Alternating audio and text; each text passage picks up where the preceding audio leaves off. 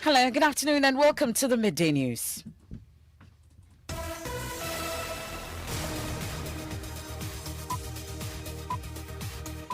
The news is live from our studios here at Kokomlemle's Joy 99.7 FM here in Accra. In Kumasi, we are live on Love 99.5 FM and affiliates across Ghana's 16 regions, including ATL FM in Cape Coast, Kekeli Radio in Ho, and Radio Max in Takrady. Better still, you can download the My Joy Online app from Play Store and App Store to listen live around the world in this edition.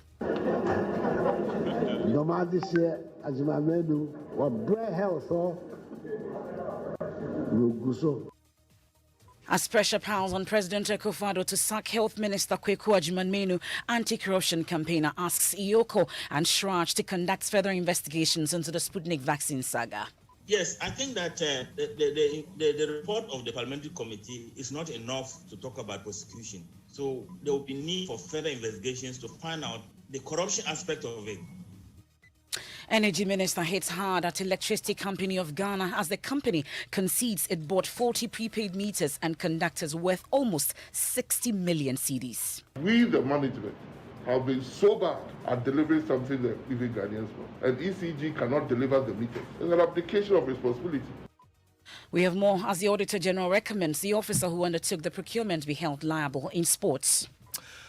Ghana Olympic Committee President Ben Nunu Mensah is urging government to invest more in sports for improved performances at subsequent Olympic Games events. That comes up in 20 minutes. And later in showbiz, the lyrical beef continues between rappers Amirado Berna and Obibini as Obibini responds to Amirado's musical diss in yet another new track, Carcass. If I get small hype, give a go. You walk or you sound like sack them. Tell you where you get up and go. If you think it's a tie, well, I say too. Say crew. Me bo I was penny toto. I ya crime me ya ring. I get out and blow. Then you know make him. That means shit I won't see. The two are still trending on Twitter. We'll bring you these reactions and more here on the Midday News with me, Emefa Apau.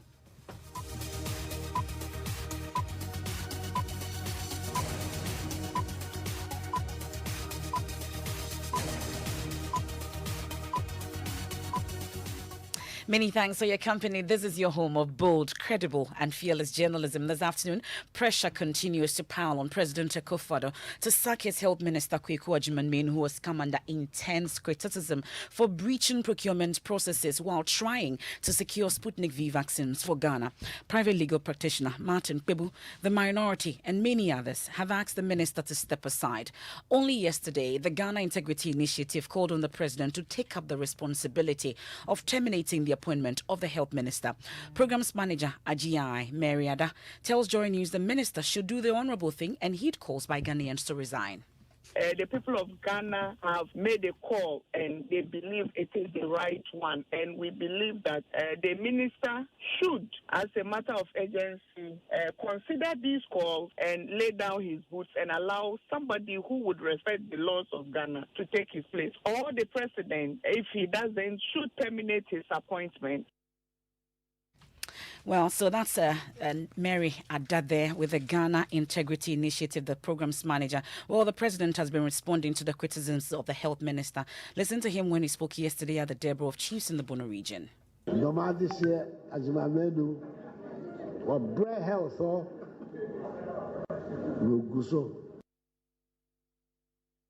You heard the President Akufo-Addo, and what he says is that there are a lot of people from the Bono region in my government, including the Minister of Health, who is currently receiving slaps from Ghanaians. He is an indigent from Doma. He has really suffered in that health ministry and is still suffering. Well, anti-corruption campaigner Vitus Azim has been reacting to the President's recent comment. He spoke on the Super Morning Show. It confirms my belief and probably other people's beliefs that the health minister is just accepting responsibility and is allowing himself to be used as a scapegoat. I don't think that he did everything all on his own. That at this time of the emergency, the pandemic, I don't think that he could have just gone ahead to do this transaction without informing the president, getting the approval of the president or other members, senior members of the government. And so if the president does this, of course, it's his normal thing. Even when it comes to State of the Nation address, he calls his ministers one by one and praises them for whatever they have done.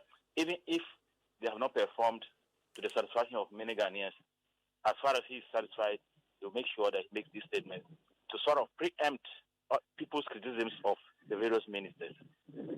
And so it appears that the president does not find anything wrong with what is happening, and he's not likely to listen to whatever people are saying that maybe the minister should be fired or he should resign, and he's going to keep him. But so that has been our problem since he took office. Now, although a parliamentary probe was set up to look into the matter, Mr. Azim also wants investigative bodies like Hyoko and Shraj to conduct further investigations. I think where we have reached, there's no alternative. Either he resigns, the president fires him. Because you see, even the refund of the money that you are talking about, I remember that he said that the 20,000 that they got, he saw it as a sample. Okay. Now the supplier is saying that he's going to deduct the cost of that from the money that we have already paid him. So why there's so much in what he said that is not enough. That is more than enough for him to go, because as a respectable person, a member of parliament and a minister of state, there shouldn't be such inaccuracies in whatever he said Ghanaians and parliament.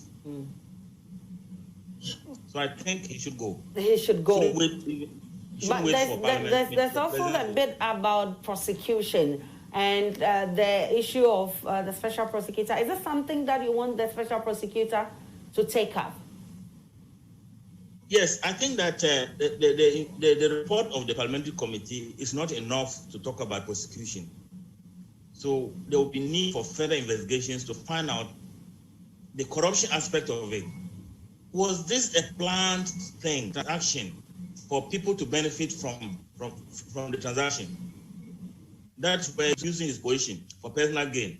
So we now need, even if he resigns or he's fired, we now need to look at that. And that's where the special prosecutor come in. It doesn't necessarily have to be the special prosecutor, that the Commission on Human Rights and Administrative Justice, they can come in. You have Hyoko, they can come in. That's anti-corruption campaigner Vitus Azim there speaking to Aisha Ibrahim on the PM Express last night. Well, the third edition of your politically incorrect show, State of Play, will focus on the political dynamics surrounding the embattled health minister as more pressure piled on him to leave office following revelations on the report of the parliamentary committee that probed the Sputnik V vaccine contract. Well, a crack team of the best political analysts in the country will break down the issues surrounding this most topical story of the week. Well, there's a teaser of what you should expect tomorrow at 2:30 p.m. on all our social media handles.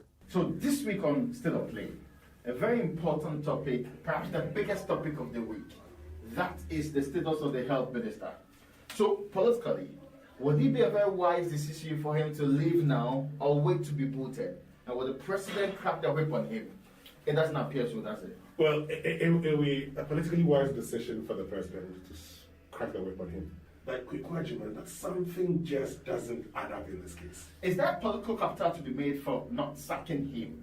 Well, I do not think there will be a lot of political capital if the president does not sack him. And the party would not want to have this around its neck. So this debate is certainly going to continue. So tomorrow at 2:30 p.m. on State of Play, only on social media, we are going to make sure that we bring you the very political lens to this particular issue, dissect it properly, and tell you what the way forward is supposed to be. Exclusively on the Joy News and Joy99.7 FM Facebook pages, as well as on YouTube and Instagram for a live interaction. Drop your comments on our live stream and engage with us on Twitter via the hashtag State of Play. State of Play, simply politically incorrect. And you can miss it tomorrow at 2:30 p.m. on all our social media handles. You're still listening to the Midday News here on Joy 99.7 FM. And the National Peace Council this afternoon says violence demonstrations, farmer header conflicts and violent communication through the media has been identified as the biggest threat to the country's peace. In the view of the chairman of the Peace Council, Reverend Dr. Ernest Edujemfi, these domestic threats, coupled with the spread of extremist groups in West Africa, including Ghana, if not checked, could undermine the development and growth of the sub-region. Considering the threat posed by terrorism and violent extremism activities in the Sahel and other neighboring countries, even though Ghana has consistently been celebrated as a stable democracy, the threat of terrorism and violent extremism attacks have heightened discourse within the security circles in Ghana. Given the porous borders across the sub-region, there are growing fears of the spread of extremist groups across West Africa, including Ghana. Other notable domestic threats which provide fertile ground for violent extremism activities includes the issues of chieftaincy and ethnic clashes, farmer-herder conflicts, violent demonstrations, armed robberies, proliferation of arms. Well, that's the chairman of the Ghana Peace Council, Reverend Dr. Ernest Edujimfi. My colleague Parker Wilson is at that conference and joins us live. Parker, so what are the ways we are hoping to prevent and counter violent extremism, especially in Ghana? Well, MF, according to the chair of the Peace Council, it's about education. Getting Ghanaians to really understand the essence of some of these acts which could undermine the stability of the country. In fact, he mentioned about the country demo, where he tells me very soon they'll be engaging the covenant because some of these things can also spark some violence in the country. So these are some of the things that have come up on the journey.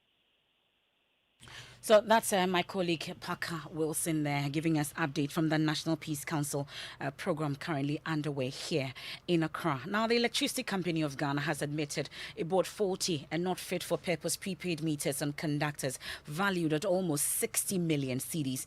The Auditor General in the 2020 report of public boards, corporations and other statutory institutions is demanding the officer responsible for the procurement is held liable and made to pay the amount if the meters purchased 5 years ago are not deployed. My colleague Elton Brobe has been studying the report and he filed this one. Section 7 of the Public Financial Management Act 2016 requires that a principal spending officer of a covered entity shall ensure the regularity and proper use of money appropriated in that covered entity. But according to the Auditor General, this provision was violated in the Electricity Company of Ghana decision to procure prepayment meters and hard-drawn aluminium bar stranded conductors amounting to 59.1 million Ghana cedis between 2014 and 2016. However, these items were either partially issued or have not been issued at all, but are kept in the stores till date at the time of the audit. The lapse, according to the Auditor General, was as a result of the management failure to issue the old stock before purchasing new meters. It says huge capital investment had been locked up, which could have been used for other pressing needs of the company.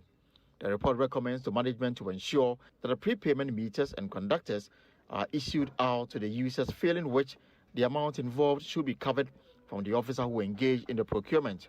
The Electricity Company of Ghana, in a response, admitted some technical challenges were identified during the initial stage of installation and as a result could not be used for the intended purpose. Management, according to the report, had before the audit visit constituted a committee to engage the suppliers on the identified technical challenges, and the report is with the board for the next line of action. So as you heard in that report, the auditor is unhappy with the ECG for allowing to go to waste prepaid meters valued at almost 60 million cedis procured 5 years ago. The Energy Minister is also unhappy and describes the development as a clear case of irresponsibility. In my office daily, you hear MPs, go to your MP and let him write to the minister. So every day we receive about 3, 4, 5 requests. Give me 3,000 meters for my constituents. Every day. I'm shaking, even though I'm an MP. It means two things. The constituents are willing, because they are all prepaid meters, the constituents are willing to pay for the services they consume. But we, the management, have been so bad at delivering something that even Ghanaians want. And prepayment is one example. They pay for the service before they use the service.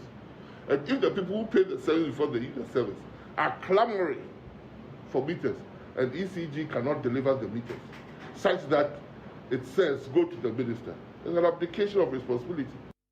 Well, the Auditor General's report also says ECG lost 24.30% of power purchase from power-producing companies despite the creation of revenue protection divisions and installation of automatic meter reading. In effect, they lost 24.3% of its revenue for the year, and this could affect the profitability and viability of the company. The Energy Minister says the situation does not bode well for ECG. If nearly 30% of the electricity that is given to you is not accounted for through your sales, then just imagine every 1,200 or every 300 megawatts energy you claim to sell, you cannot account for nearly 100. Then it is the best business model ever, because such a company should never be in profit. because your internal rate of return, I don't see a business that wants an internal rate of return 30% and would not be and a monopoly like you with an internal rate of 30%, you should be swimming in cash. But what do we find? ECG is always probably in debt. ECG for the southern part of Ghana, Energy Commission has given you the license and a monopoly. Yet still, 30% of what you sell cannot come out. So that mentality that we are ECG because we are monopoly, whether we lose or not, we'll run back to the government because government doesn't like doing so, and we'll go back to the politicians. That inherent thought means that the politicians should be actively involved. That's Energy Minister Dr. Matthew Opoku-Prempeh. I'll take you to the Ashanti region now, where police in Asokwa have arrested 2 relatives of a 10-year-old boy alleged to have committed suicide at Atonsu S-Line in Kumasi. The body of Paul Boating, a Class 3 pupil of Dompoase MA School, was discovered Tuesday afternoon hanging on a nylon net tied to a ceiling fan in one of the bedrooms of the family's house. Asokwa District Police Commander Superintendent Christopher Impienim explains to Ohiming Terrier of our security desk how the 2 men were arrested. One of them, we gathered information that he was around or he was in the house, but according to him, he has also gone out. He was not there. So which is which? Whether those who saw him and were saying he was in the house are telling the truth or they're also lying to us. So we needed to also go further to find out whether he was around. But however, there were no marks on the body. No marks were seen on the body after a careful inspection of the body that was picked from the room. So we cannot confirm that any of the 2 might have done anything to the boy physically or not. So that's why I've maintained that the cause of death can be determined after an autopsy has been performed on the body. So we are hoping that will be done to assist us unravel the cause of death of this little boy. So who is this 10-year-old boy and what will push him to commit suicide? Superintendent Impienim has more.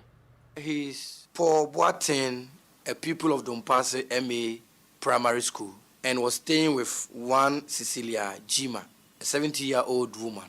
And according to information that we have gathered, the young boy is a son of a friend of this Cecilia Jima, and they are both at Ijura in the Ashanti region. So he was staying with the old lady, and this unfortunate incident happened yesterday. A 10-year-old boy, class 3. So that's Superintendent Christopher Impienim there speaking to my colleague Ohiming Terrier of our security desk. Thankfully, Ohiming joins us with further details of this rather disturbing situation. Ohiming, so the family, the 2 persons of this 3-year-old Class 3 people's family has been picked up. But really, you've been speaking to other relatives also. Tell us more. Yes, MFA, the relatives who are in Kumasi, 2 of them have been picked up by police, and the other 2 are tight-lipped on the issue, except to say that once the police are investigating, they wouldn't want to comment on the issue further. Currently, we are at the residence of the disease and then the family at Atonsu S-Line. We've been combing the vicinity to speak to some residents here, but it appears many of them are also tight-lipped. And this is a house where it is walled, and everything that happens in there, some of them tells me they are not aware of what happens in there, so they wouldn't be in a position to comment on the situation. But police believe that they will do everything possible within their powers to unravel the mystery behind the death of this 10-year-old Class 3 people. So the suspicion of the police is that this could not have been suicide?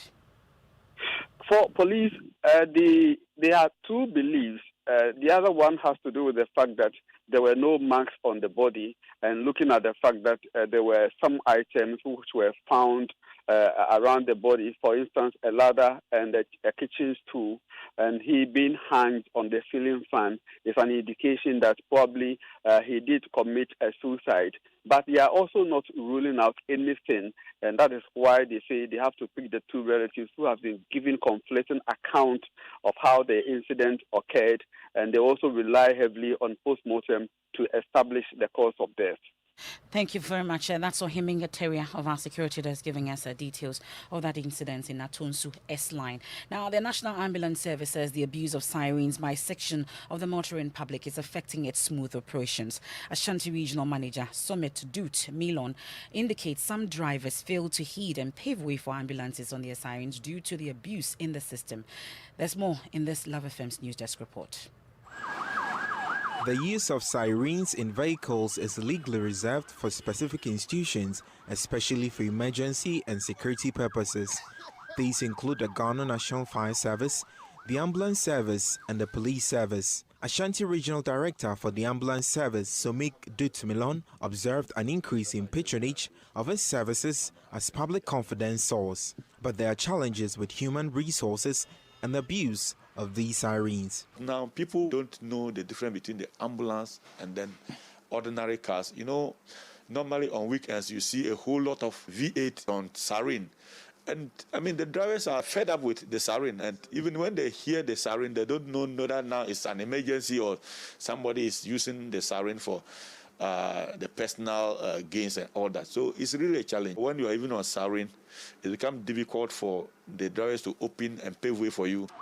Some drivers and pedestrians complain about the siren nuisance. They want enforcement of laws on the use of sirens. I am so much displeased when I see these things. I even feel less important because some supposed rich men would try to avoid the traffic by turning on their sirens. From observation, they are just ordinary people.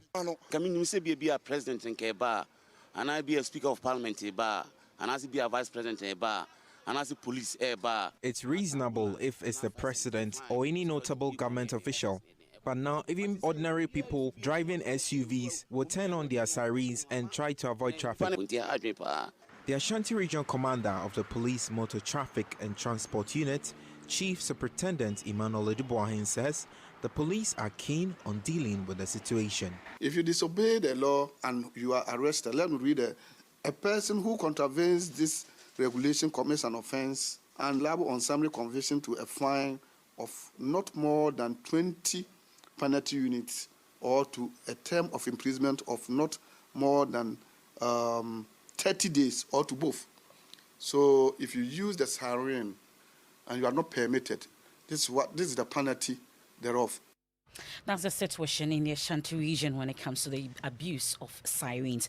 This is the Midday News here on Joy99.7 FM, and more pressure continue to pile on President Akufo-Addo to sack Health Minister Kweku Agyemang. We've been hearing from anti-corruption campaigner who's asking Iyoko and Shraj to conduct further investigations into the Sputnik vaccine saga. Also heard from President Akufo-Addo, who gave no indication about whether the Health Minister stays or goes. We've also been hearing from the Energy Minister, who is hitting hard at ECG as the company concedes it bought 40 prepaid meters and conductors worth almost 60 million cedis. Later in the bulletin, when we return from the break, we have sport and underbridge of 3-tier Kwame Nkrumah interchanges. The focus on the Joy Clean Ghana campaign as AMA officials invade homes of squatters and other massive cleanup of the area. If a driver skid off the road and hit somebody here and the person loses his or her life, they tend to blame government. We're live on the grounds for updating later in showbiz. The lyrical beef continues between rappers Amrado Bena and Obibini as Obibini responds to Amrado's musical diss in yet another new track, Kakas. If I get small hype, give a go. You walk or you sound like sack them. Tell you where you get up and go. If you think it's a tie, well, I say to. Nice crew. Me bo I was penny toto. I ya crime what me ya ring. I get out and blow. Then you know they make him. That means shit I won't see. There was a way you may be. Don't call us on the car. You when you.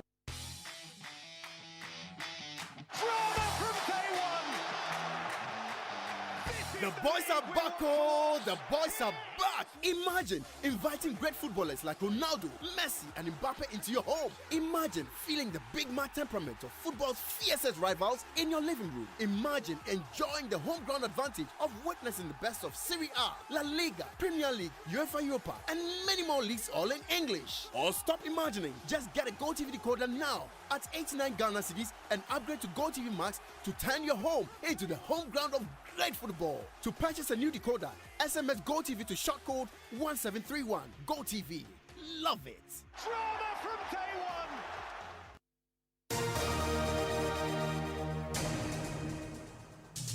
one. Thanks for choosing the best. Let's do sports. Nathaniel Atto is here. And Ghana participated in 6 events at the Tokyo Olympic Games, which are athletics, boxing, swimming, triple jump, judo, and weightlifting. Now, out of all of these, Ghana had a bronze medal to show, plus setting some national records in the 4x100 meters men's relay race and the men's heat 2 of the 100 meters, as well as the butterfly of the swimming events. Now, Ghana Olympic Committee President Ben Nunu Mensah is calling for support from government to enable the country win more medals in subsequent events. The Birmingham Games, the Commonwealth Games, is just about a year away. Let us work together, and I'm sure when we come back, it will not be just one medal, but we're coming back with a number of medals.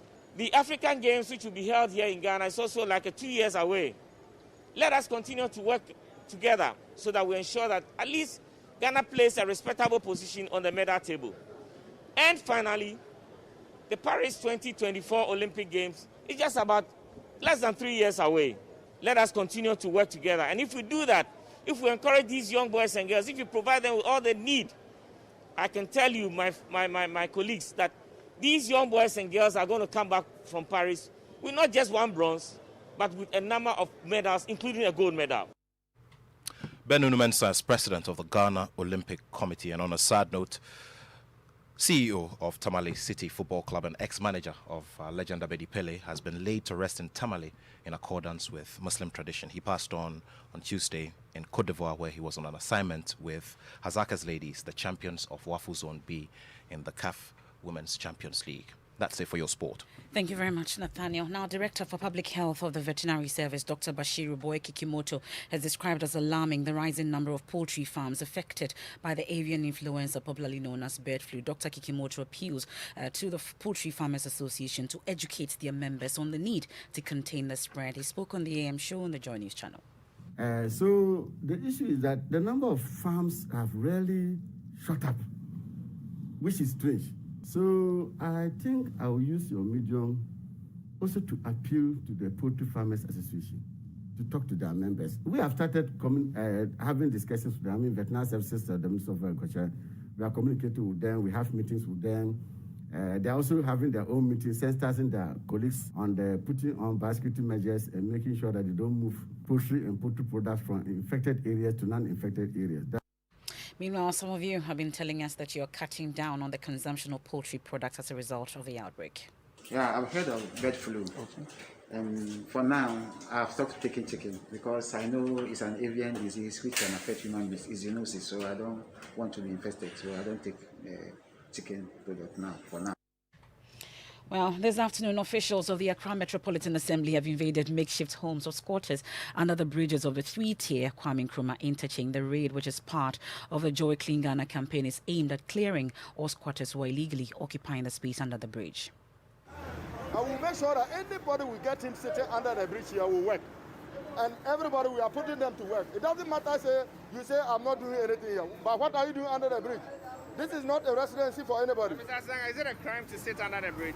It is a crime because it's not safe for them, for their life. If there is any mistake, a driver skid off the road. If a driver skid off the road and hit somebody here, and the person loses his or her life, they tend to blame government. This is not a safe place for people to sit down. And that is the reason why we made it impossible for people to squat here. That's Mr. Joseph Asitanga, head of the environmental unit of the AMA. Mr. Clean Ghana, Manuel Krante, is on the ground and will bring us a subsequent report. Now, it's time for showbiz. Mapizzo, you're here and you like a lot of beef. You're enjoying it, aren't you? Yeah, since they say we can't eat chicken, we're eating beef. Bear flu. We'll do. Okay, all right, well, Amarado and Obibini are still at it. And this time, Obibini has dropped a track and it's titled Carcass. Let's take a listen. Charlie me the boy now you boo. Nigga blow my job like a hoe you. So if I get small hype, take give a go. You walk cause you sound like sack them. Tell you where you get up and go. If you think it's a tie, well I pie say to. Uhunya say crew. Me boo I was sipping toto. I ain't cry me wow me ya ring I get out and blow. Then you know make trim. Ya mean shit I won't see there was a way you may be. Don't call us and care you where you be. The way you be on my GF from my foul by day punk boy and the fan bet you penny. You define them difficult to the code 2 minutes. That be why your phone no be heavy.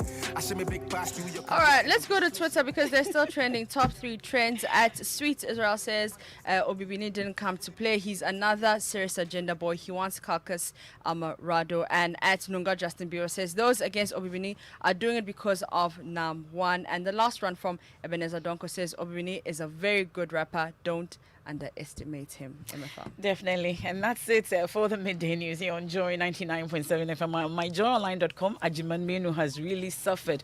Kufuado teases UTAG cannot honor National Labour Commission's invitation until court processes ends. EC chair must be appointed with prior parliamentary approval. NDC proposes, and Supreme Court Judge Justice Mafusal passes on. Many of you are talking about that also. All that and more on MyJoyOnline.com. I am MFR Power on behalf of the entire team. Many thanks for your company. Approve the things that are excellent. Living Word with Pastor Mensah Otabil. Please stay for it.